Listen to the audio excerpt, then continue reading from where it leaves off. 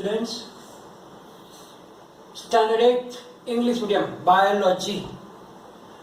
We are almost at the end of the chapter number 2, that is the microorganisms, friend and foe.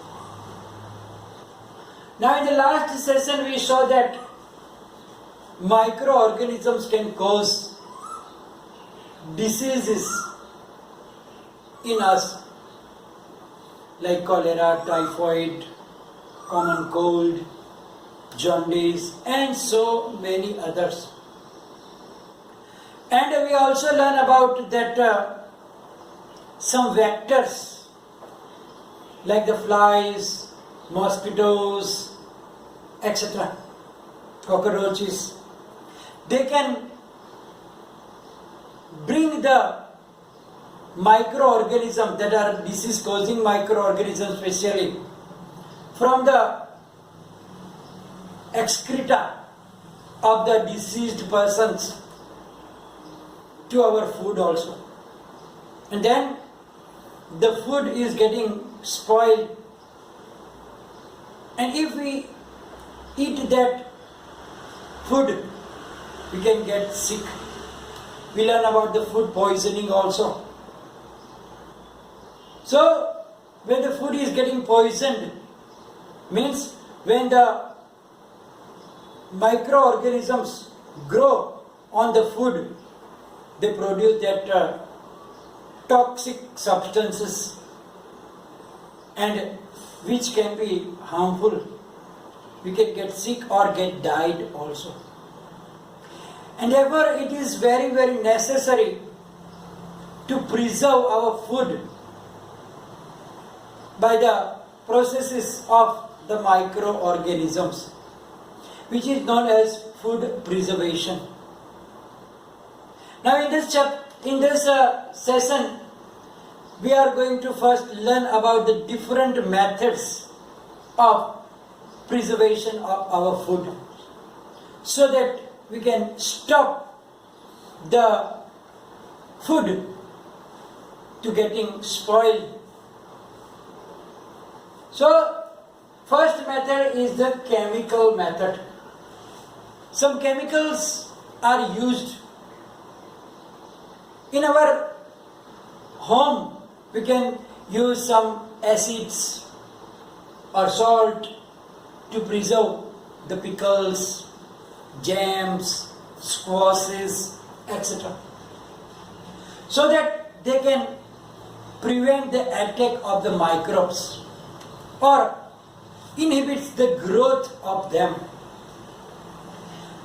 Sometimes the other chemicals like sodium benzoate and sodium metabisulfite are also used in the jams or the tomato ketchups and other food which are getting spoiled very quickly. Then the second method is preservation by common salt. The use of common salt for the preservation is from the long time, from the ages they are used. Meat and fish, they are covered with the salt. So what happens? It protects the food by the bacteria. It stops the growth of the bacteria. And using the salt means by salting we preserve amla. We cut the amlas and put in the salt water and then get dried also, so that prevent the growth of the bacteria, and we can eat that amla after few days or few months also. Similarly, raw mangoes can get spoiled if you keep it, but if you put them with the salt water, then the whole year we can use that raw mangoes. We know that yesterday also we talked about it, that પાણી છું અથાણું જેને આપણે કહીએ છીએ, that is also preserved with the salt water, so that it stop the growth of the bacteria. Similarly, tamarind means amli, that we use in the dal and some other things. Maybe you watch your mother or grandmother that when we buy the tamarind, they take out the seeds from it, then mix the salt with it and make balls like that, and then preserve it in the pots, so that the whole year that tamarind will not getting spoiled due to the salt, because salt prevent the growth of those bacteria, and thus we can preserve this by the common salt.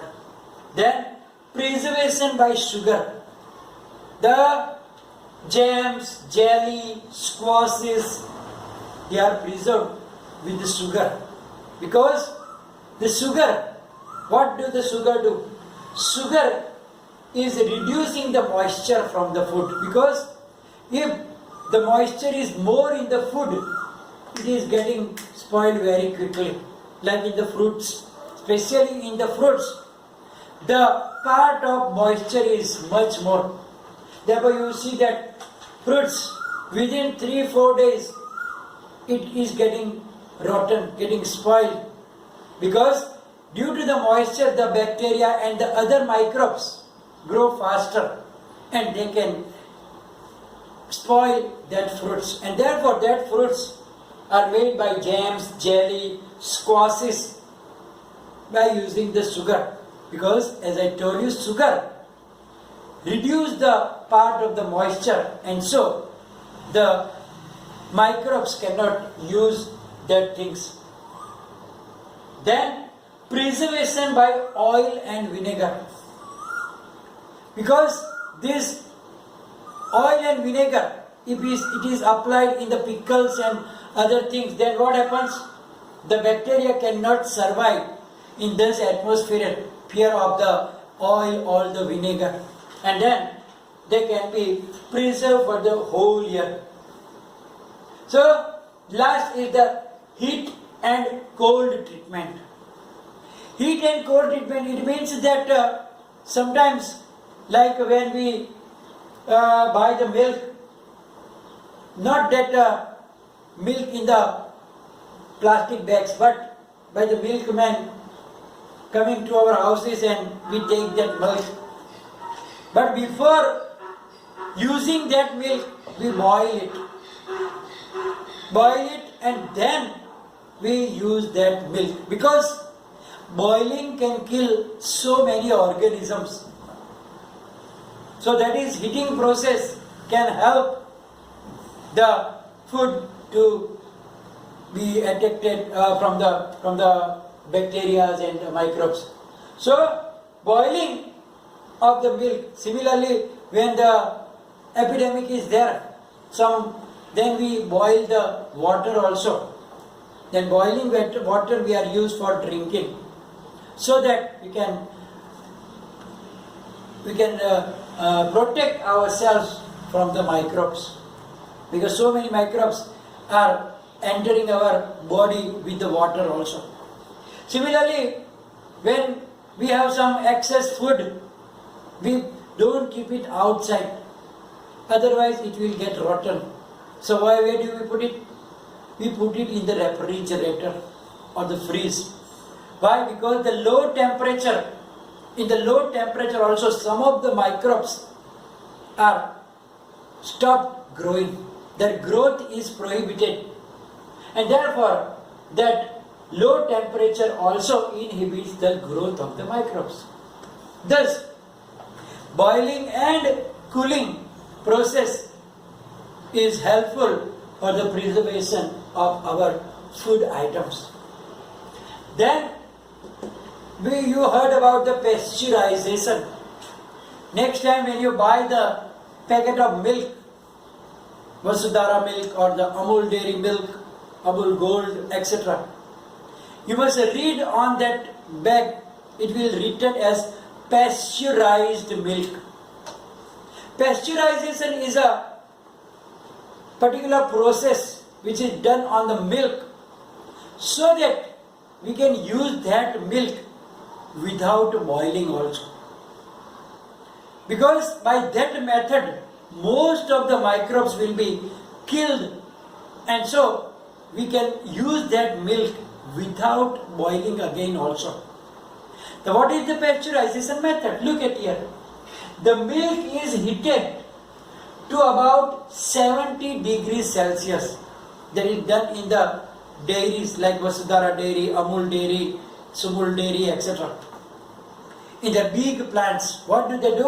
Milk is heated to about 70 degrees Celsius for 15 to 30 seconds. Only 15 to 30 seconds. And suddenly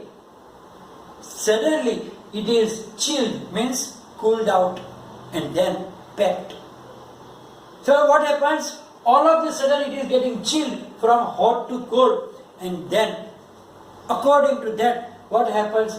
The microbes are getting killed and they cannot be again there. And therefore that pasteurized milk can be stored and it prevents the growth of microbes. So this process is known as pasteurization. And that process was invented by Louis Pasteur. So on his name, this process is known as pasteurization method. So that pasteurization is very, very important. So thus way so next time whenever you see that packet of milk, maybe written that pasteurized milk. Then lastly, storage and packing. You know that nowadays some dry fruits, some vegetables are packed in sealed airtight packets. They are getting sealed and airtight packets, so air cannot enter. So if air cannot enter, it means that microbes also cannot enter, and then it can be stored for a long time.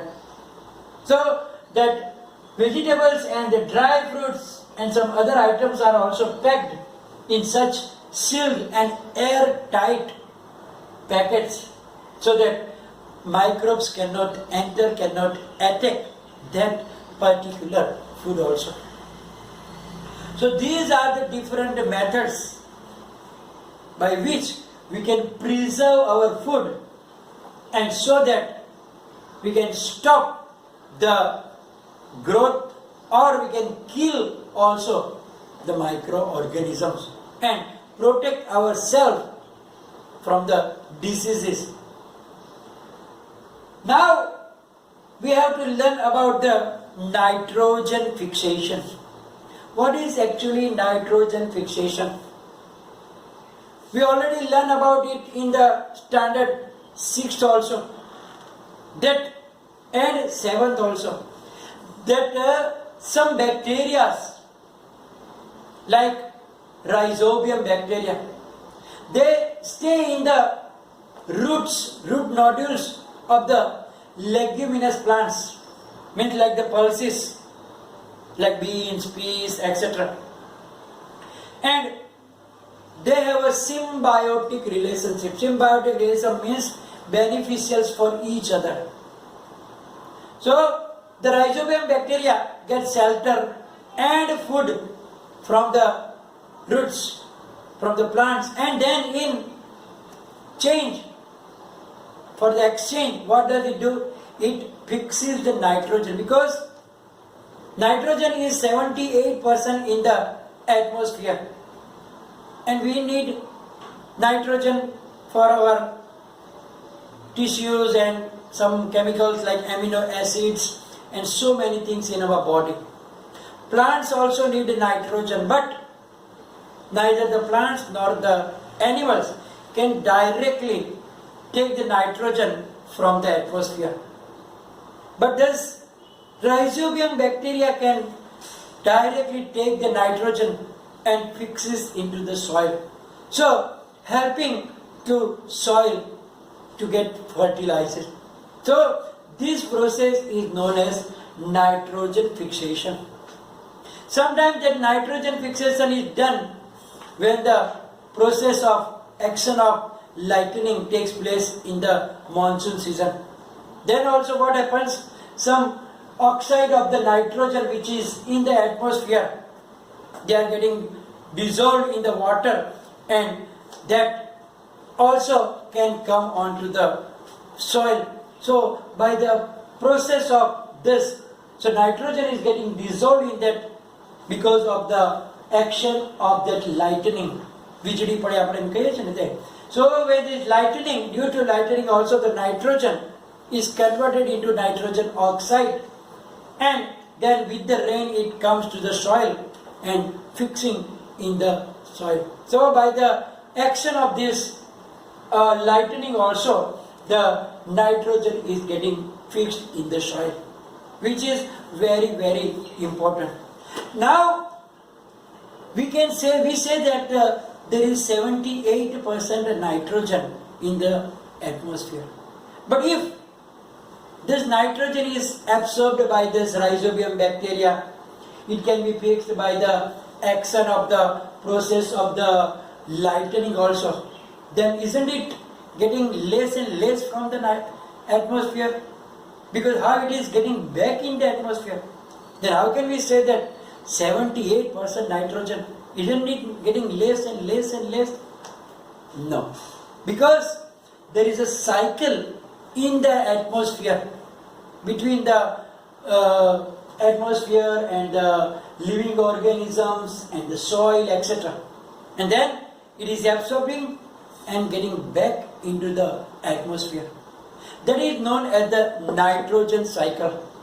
So what is nitrogen cycle? It is the cycle which balances the proportion of the nitrogen.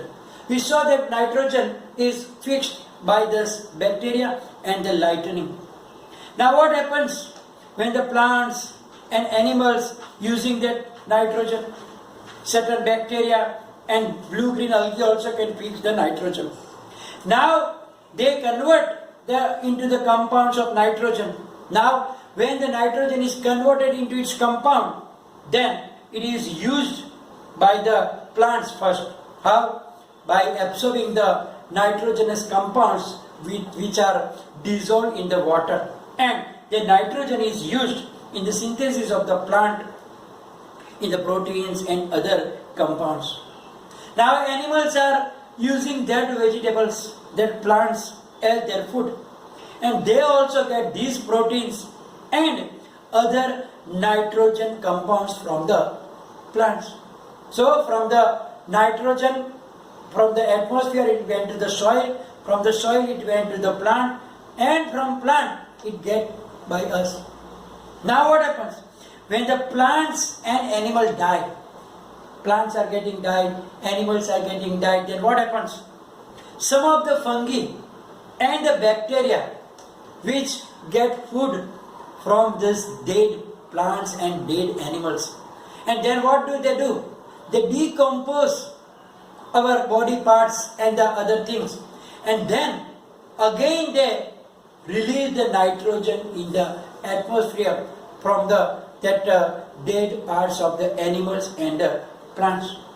So it converts the nitrogenous waste again into the plants again. Certain other bacteria convert some part of them to nitrogen gas, which goes back into the atmosphere. Thus, it is absorbed and again getting released. This process is going on, and therefore, almost the percentage balance of the nitrogen is getting constant. You can see here the picture of the nitrogen cycle also. You can see that it is shown by the arrows and written also that it will be followed in the PDF file. I will send you a picture also. So by this process, what happens? The nitrogen from the atmosphere, it is used up, and then again it is converted back into the atmosphere in the form of the nitrogen, and thus it balances this proportion of the nitrogen. So now here we are going to stop our video today and the chapter also. It will be followed by the PDF file which you have to write down in your notebook. Maybe some question answers also there. And if any confusion, please write down in the comment section. Thank you very much.